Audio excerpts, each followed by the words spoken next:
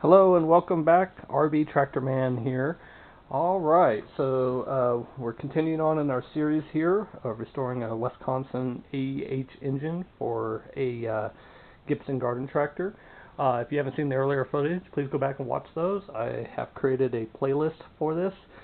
And then to get you up to par, in our last video we made a gasket for the carburetor, which we went through using the ultrasonic cleaner to clean all the components, and I showed you some different ways of doing that. So we made a gasket, we did it on the computer, different way of doing it. So I've got a copy of it here now, and I can go in my manual book here, and this is actually my manual for the engine. So that's all good there. In this video we'll go ahead and get the carburetor reassembled and back onto the engine. Alright, so we're going to start with the reassembly process, and I guess we'll start with the bottom part first, kind of get everything put back where it needs to go. So, let's see. If I remember right, this goes in here. I'll leave that loose for right now. Drain plug goes in here.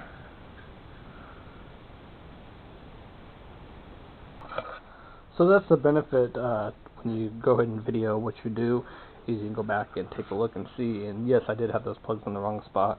And the way I could tell is I came out here and I remember that this fitting was all the way out. So that's about where that goes.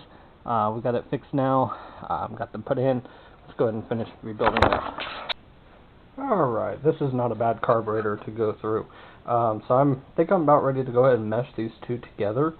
So that'll be our next step, and then we can go ahead and put the float or the butterflies back. Alright, and like that, our carburetor is back together. Like I said, these are pretty simple to go through. So this thing's ready to put back on the machine. I think that'll be next. I'll go ahead and drag the machine back over to our workbench here so we can put it on, and then we'll see what we need to do next. Alright, so I got the carburetor mounted back up there, got the linkage all hooked up, fuel line hooked up. Yeah, I think the next thing to do is we'll go ahead and put the air cleaner housing back on. That way it's out of the way, and then we will probably have to pull the mag off again to build a wire. So let's go and continue on with that. Alright, so I've gone through my spark plug wire inventory, which is pretty weak right now. And I found this one wire, and it's just long enough to go on, and already has one end cut off. We can wrap around that lug. So I'm thinking that's what I'm going to go ahead and do. I do have to pull the mag off to do that. So I'm going to go ahead and get that going here. Alright, so we got the new wire on and ran up and stuff, and I mean, like I said, it is just long enough. So next thing I want to do is go ahead and clean up the spark plug, and then we'll go ahead and get it put in. And I may try to see if there's spark. Well, I have an inline spark tester, so I'll just use that. Alright, so I got the spark plug cleaned up. I got it set at 30 thousandths, which is what it requires or says to do in the book. I think we're getting really close to starting this thing up. I think the next thing I need to do is go ahead and find some way to mount it, and I think I have the perfect thing. So let me go ahead and grab that and see what we can do here. Alright guys, so here's my crazy idea. These are an old set of skids for an engine, and I don't have plans of using them again. And they are homemade, so it's not like they're original. So I'm going to mount this thing to this. Now the opening is a little bit bigger than I thought it was going to be. So I'm thinking what I'm going to do is go ahead and lop off some 2x4 to get it mounted. And it's going to be kind of tall. I think that'll be alright though when I go to pull it. We may have to anchor this to the ground somehow. I don't know. We'll see when we get there. Yeah, I'm going to go ahead and get that part done. Alright, so this is what I ended up with. I just cut a couple 2x4s down. That should mount up on here. I think we're good to go. See if I can get some help lifting it up here. Alright, got her up there. I think that's where I want her to sit.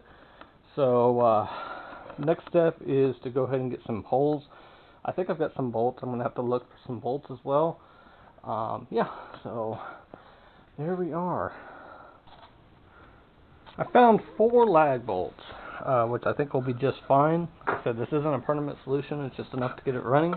So I've pre-drilled some holes. I'll go ahead and get the engine back up there again and get it bolted down. Like that, it is mounted. So the next step is I need to get together a rope to start it with. I used to have one. I'm going to look through my supplies and see if I still have one. If not, I'm going to have to make one from scratch. Alright, as I suspected, I can't find my rope start, so I'm going to have to build one. This is not the ideal stuff for it, as it is really soft on the outside and tends to give out sooner or later. But this should work in order for us to start this thing. I've got a new rope starter here. So I think I'm about ready to go ahead and put fuel in it. I'm thinking about going ahead and just mounting it to this table and just starting it up here. I may need to move it to the ground. We'll see. I think fuel's the next step, so we'll go ahead and do that. Alright, so I think I'm ready to go ahead and try and see if this starts. I don't have very high hopes, and who knows, maybe it'll kick off right away. First things first, I'm going to go ahead and turn the fuel on and see what kind of fuel leaks I have.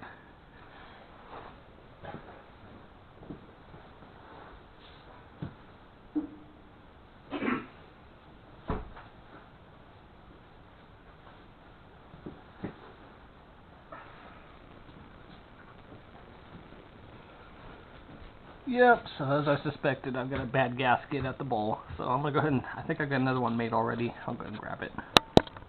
Alright, so I got a new gasket put on the bowl. I should have done that from the get-go. Not a big deal. I had one here. When I buy them, I buy them in 2s just because of that. Got a little bit of gas coming through the carburetor, which means that the float isn't seating correctly. I've got it pretty much stopped. I'm going to go ahead and crank it over a couple times and see what it does.